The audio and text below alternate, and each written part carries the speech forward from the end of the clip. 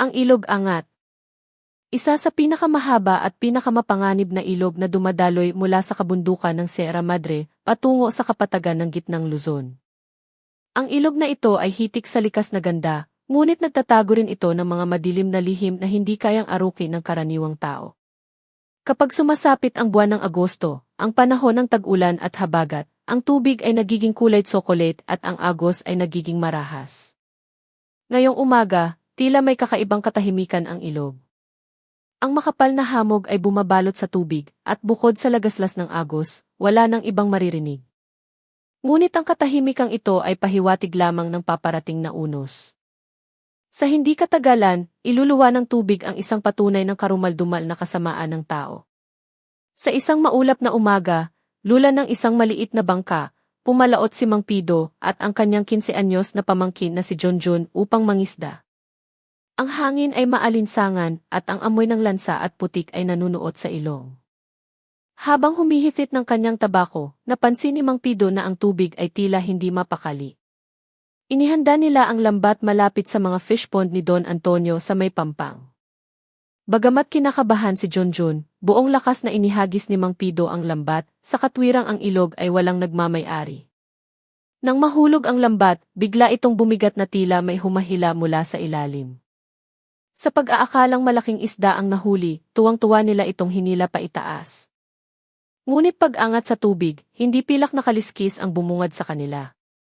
Isang kalabog ang umalinggaw nang bumagsak ang laman ng lambat sa sahig ng bangka. Nanlaki ang kanilang mga mata at nanginig ang tuhod sa takot. Ito ay isang kalansay ng tao, maputi, malinis, at walang nikatiting na laman na natira. Ang bungo ay nakatingala sa langit na tila humihingi ng katarungan. Sa halip na amoy ng nabubulok na bangkay, amoy ng malansang dugo ang sumama sa hangin. Ang tili ni Junjun ay bumasag sa katahimikan ng umaga, habang ang mga kamay ni Mang Pido ay nanginginig na napahawak sa gilid ng bangka. Makalipas ang isang oras, sa ilalim ng buhos ng ulan, dumating ang mga pulis sa pampang ng Bulacan, kasabay ng pagkislap ng mga asul at pulang ilaw ng sirena. Bumaba si Inspector Reyes sa kanyang sasakyan, ang itim na raincoat ay basang-basa na. May sigarilyong nakipit sa kanyang labi habang lumalapit sa bangkay. Gamit ang flashlight, itinuro ng doktor mula sa Pier di Vindire, Bulacan, Bulacan Provincial Hospital, ang isang kakaibang detalye sa mga buto. Puno ito ng maliliit at masinsing galos, tila kinaskas ng liha o hiniwa ng libo-libong maliliit na patalim. Ayon sa doktor, kagat ito ng mga isda, ngunit hindi ito gawa ng ordinaryong isda. Ang paraan ng pagkakakain ay agresibo at mabilisan. Pinatay ba muna bago itinapon o inihulog ng buhay? Iyan ang tanong na bumabagabag sa kanila. Tumayo si Inspector Reyes at tumingin sa malawak na ilog. Sa kabilang pampang, natatanaw ang mga kubo ng mga informal settlers at ang malawak na fish pond ni Don Antonio. Kumakalat sa barangay ang chismis tungkol sa isang ihalimao sa ilog o Shokoy, ngunit iba ang kutob ni Reyes. Naniniwala siyang hindi ito halimaw sa tubig, kundi halimaw na tao sa lupa. Itinapon niya ang upos ng sigarilyo at tinapakan sa putik. Lalo pang lumakas ang ulan. Ang ilog Angat ay patuloy sa pag-agos, tila walang pakialam sa mga lihim na itinatago nito. Ang kalansay na natagpuan ay simula pa lamang ng isang madugong kwento. Sa morgue ng Bulacan Provincial Hospital, ibang-iba ang atmosfera kaysa sa labas. Kung sa labas ay maingay dahil sa ulan at trapiko, sa loob ay nakabibingi ang katahimikan. Ang hangin ay amoy formalin at kalawang. Sa ilalim ng malamig na liwanag ng fluorescent, nakalatag sa stainless na mesa ang mga butong nakuha ni Mang Pido. Wala nang laman, walang dugo, maputi at makintab na tila mga ivory na inukit ng isang iskultor. Nakapamiwang si Inspector Reyes habang tinititigan ang mga buto. Baka sa kanyang mukha ang pagod at galit. Tinaas ni E.C. Santos, ang mediko legal, ang isang buto sa braso upang ipakita sa ilaw. Tingnan mo ito, Reyes, ani E.C. Santos, na ang boses ay umaalingaw sa kwarto. Sa tanang buhay ko, ngayon lang ako nakakita ng ganito. Hindi ito natural na pagkabulok. Hindi rin ito tinunaw sa asido. Tingnan mo. Inabot ng doktor ang isang magnifying glass kay Reyes. Nang silipin niya ito, nakita niya ang libo-libong maliliit na hiwa sa makinis na buto. Sistematiko ang mga marka. Para itong kinudkod ng papel de liha o ng maliliit na ngipin. Mga ngipin yan, paliwanag ni E.C. Santos. Maliliit at matatalim. Sigurado akong kagat ito ng mga isda. Pero hindi ordinaryong isda sa ilog. Ang karaniwang isda, aabutin ng ilang linggo bago maubos ang laman ng tao. Pero base sa bone marrow, wala pang 48 oras ang patay na ito. Ibig sabihin, inubos ang laman niya sa loob lang ng ilang oras. Kumunot ang noo ni Reyes. Parang piranha. Mas malala pa siguro, sagot ng doktor habang ibinababa ang buto. Alam mo naman ang mga hito dito kapag gutom kahit ano kinakain. Pero para maubos ng ganito kabilis, kailangan mo ng libo-libong hito. At posibleng sadyang ginutom ang mga iyon. Hindi ito natural, Reyes. Isa itong makinang pamatay tao na gawa ng tao. Samantala, sa isang karinderya sa bayan ng San Jose del Monte, iba ang usapan ng mga tao. Puno ang pwesto dahil sa ulan, at ang usok ng sigarilyo ay humahalo sa usok ng mainit na kape at sabaw. Sa bawat mesa, nagbubulungan ang mga marits at tambay tungkol sa iisang bagay, ang halimaw. Nakita ko mismo, pare, kwento ng isang matandang residente habang gumunguya ng moma, nga. Sa gitna ng ilog, bumula ang tubig at may lumabas na itim na anino. Ang mga mata, kulay berde. Hinila niya ang bangkero pababa, saglit lang. Wala man lang sigaw. Gantito ng lamang lupa dahil nakalimutan na nating mag-alay. Tumatango naman ang mga nakikinig. Mabilis kumalat ang takot parang virus. Mas madali para sa kanila na maniwala sa aswang at engkanto kaysa harapin ang katotohanan. Ngunit sa isang sulok, nakaupo si Inspector Reyes na naksibilyan. Umiiling siya habang humihigop ng kapeng barako. Sa isip ni Reyes, walang syokoy. Kung may halimaw man, hindi ito nakatira sa ilalim ng tubig, kundi sa mga air-conditioned na opisina. Ang sabi ni E.C. Santos ay paulit-ulit sa kanyang utak, isda na kayang umubos ng tao sa ilang oras. Sa lugar na ito, iisang tao lang ang may kakayahang mag-alaga ng ganoong karaming isda. Paglabas ni Reyes ng karinderya, malakas pa rin ang ulan. Kinuha niya ang mapa ng fish pond ni Don Antonio mula sa kanyang bulsa. Ang lugar kung saan natagpuan ang bangkay ay tugma sa agos ng tubig mula sa palaisdaan ng Don. Masyadong sakto para maging nagkataon lang. Halimaw pala ha, bulong ni Reyes sa sarili. Pwes, tatanggalan ko ng maskara ang halimaw na yan. Sumakay siya sa kanyang motor at sinuong ang ulan. Ang destinasyon niya ay hindi ang opisina ni Don Antonio, kundi ang pugad ng isang runner ng Jueting na may koneksyon sa palaisdaan. Para mahanap ang katotohanan, kailangan niyang dumaan sa madidilim na eskinita. Kinabukasan, sumisikat ang araw sa kampanaryo ng simbahan ng Barasoen. Ang tunog ng kampana at awit ng mga nagmimisa ay nagbibigay ng payapang pakiramdam, ngunit paimbabaw lamang ito. Sa labas ng simbahan, nagkakagulo ang mga tao palibot sa isang lalaki, si Don Antonio.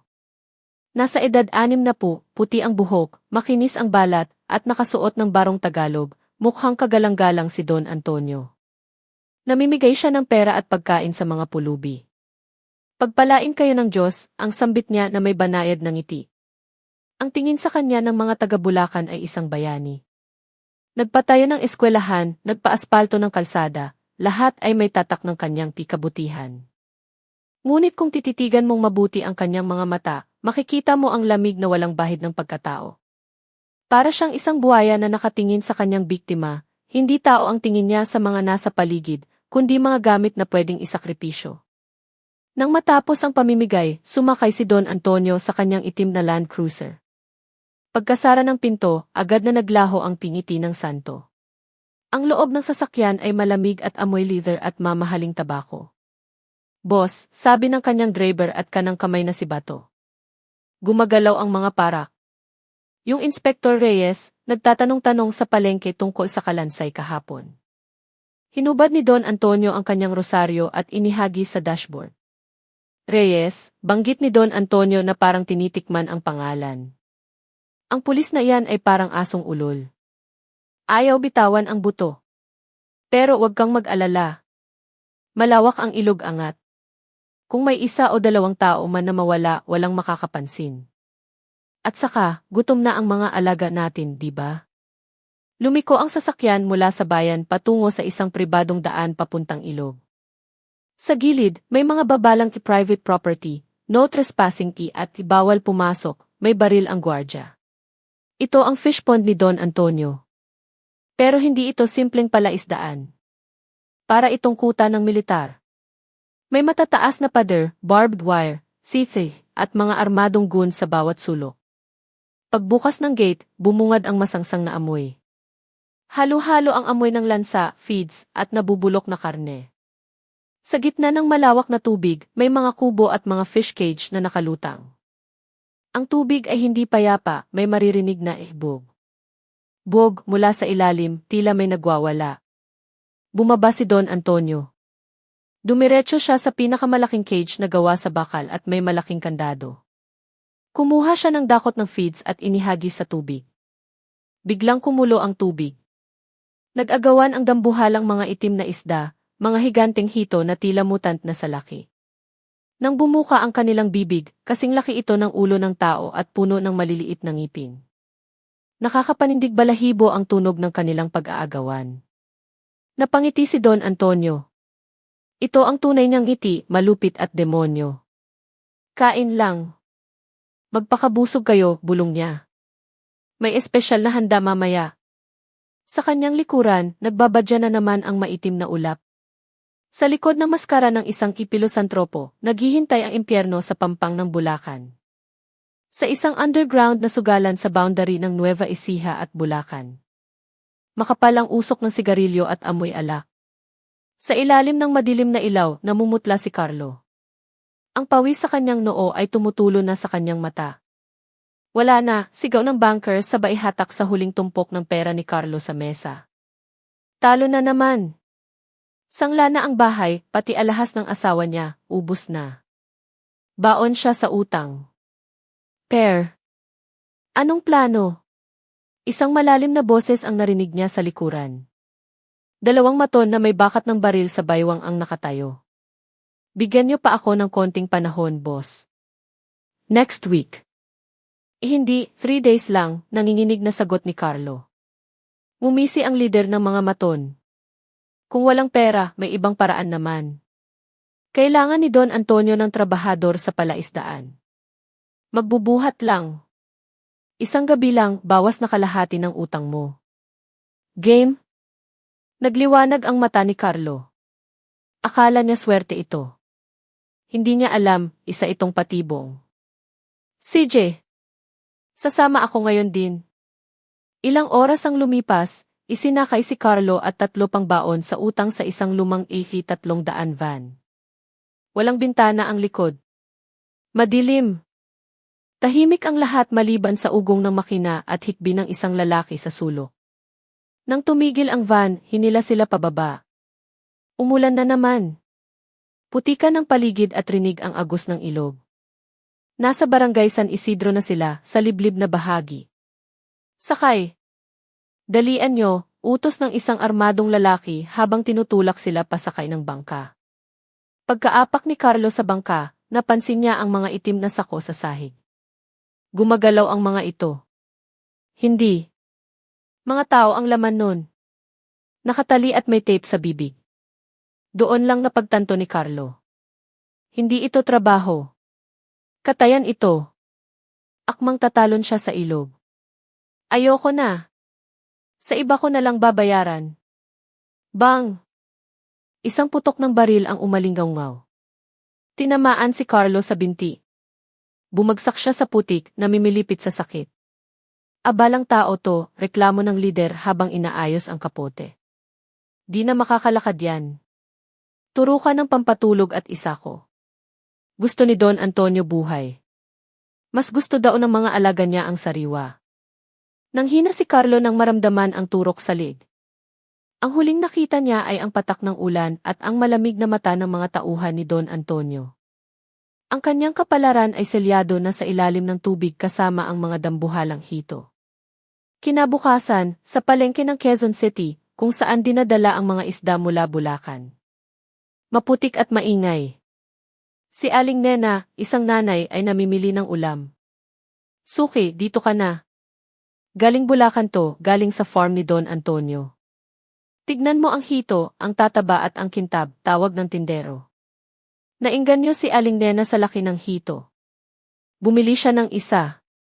Pag-uwi, habang nililinis ang isda sa lababo, hiniwa niya ang tiyan nito. Klang! May tumamang matigas sa kutsilyo. Kinapa ni Aling Nena ang loob ng bituka ng isda. Nanlaki ang kanyang mata. Isang gintong sing-sing. May ruby sa gitna at may nakadikit pang maliit na piraso ng laman. Sa istasyon ng pulis, hawak ni Inspector Reyes ang sing-sing na nasa ziplock bag. Mabilis kumalat ang balita sa palengke at nakarating sa kanya. Gamit ang magnifying glass, binasa niya ang nakaukit sa loob. VV, &CE, 12.5, 2010. Chinek niya ang missing persons database. Carlo Hernandez. Nawawala simula noong isang gabi. Asawa ni Teresa Tan. Huli ka, bulong ni Reyes. Tinawag niya si A. Isaruki Cruz, isang bagitong pulis na mukhang tambay. Cruz, marunong kang umarte, tanong ni Reyes. Mula ngayon, hindi ka pulis. Isa kang adik sa sugal na naghahanap ng trabaho. Papasukin mo ang farm ni Don Antonio. Nang gabing iyon, sa gitna ng ulan, isang itambay ang kumatok sa gate ng palaisdaan. Si Rookie Cruz, nagpapanggap na kinonoy. Tinanggap siya ni Bato dahil kulang sila sa tao. Sa loob, nakita ni Cruz ang lagim. Ang mga trabahador ay parang mga zombie sa takot. Bawal magsalita. Bawal magtanong. At may isang gusali na may asul na bubong na bawal puntahan.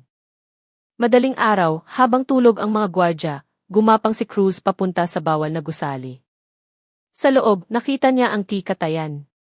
Dugo sa sahig, mga lagari at sa gitna, isang malaking tangke na may rehas. Naroon ang mga dambuhalang hito, nag-aabang. Sa isang drum ng basurahan, nakita ni Cruz ang wallet ni Carlo. Ebidensya. Pero bago siya makalabas, narinig niya ang pagkasa ng baril. Masyado kang mausisa, bata, boses ni Bato. Huli siya. Binugbog si Cruz at itinali ng patiwarik sa ibabaw ng tangke ng mga hito. Ilang pulgada na lang ang ulo niya sa tubig. Kitang-kita niya ang mga naglalakihang bibig ng isda. Dumating si Don Antonio, umiinom ng whiskey. Pakainin na iyan. Sayang ang oras. Akmang ibababa na si Cruz ng biglang raid. Mga pulis. Sumabog ang pinto. Pumasok ang SWAT team sa pangunguna ni Reyes. Nagkaroon ng barilan. Bang! Bang! Sa gulo, tinamaan si Bato at nahulog sa tangke ng mga hito.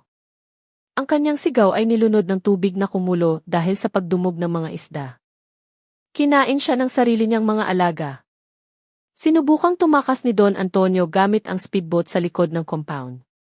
Hinabol siya ni Reyes sa pampang. Bago pa makaalis ang bangka, binaril ni Reyes ang makina. Cornered si Don Antonio. Reyes, pag-usapan natin to. Magkano? Kahit magkano. Nilapitan siya ni Reyes at pinusasan. Hindi na bibili ng pera ang mga butong nasa ilalim ng putik, Don Antonio. Nang humupa ang ulan at sumikat ang araw, dinagsa ng media at mga taga-Bulacan ang lugar.